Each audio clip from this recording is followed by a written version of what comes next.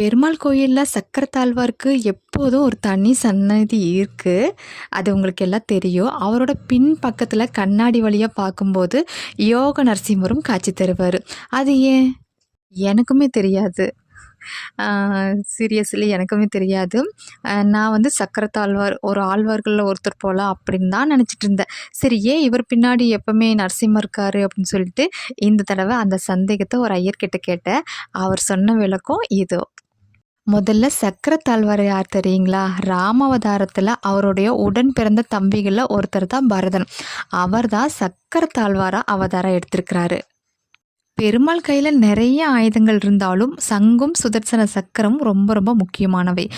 பக்தர்கள் கூப்பிட்ட குரலுக்கு பெருமாளுக்கு முன்னாடி போய் நிக்கிறது அவரோட சுதர்சன சக்கரம். 16 திருக்கரங்களை கொண்டவர் தான் இந்த சக்கரத்தாழ்வார். திருமாலோட 10 அவதாரங்கள்ல தாயின் கருவில் தோன்றாமல் அவசர கதியில் தோன்றுனவர் தான் நம்ம நரசிம்மர். சக்கரத்தாழ்வாரும் நரசிம்மரும் ஏன் இணைஞ்சிருக்காங்கன்னு சொல்லட்டுங்களா? பக்தர்கள் கூப்பிட்ட குரலுக்கு ஓடோடி வர்றது சக்கரத்தாழ்வாரோட பழக்கம். அதே மாதிரி பிரகலாதன் கூப்பிட்ட குரலுக்கு ஓடோடி வந்து அருள் புரிஞ்சவர் நம்ம நரசிம்மர்.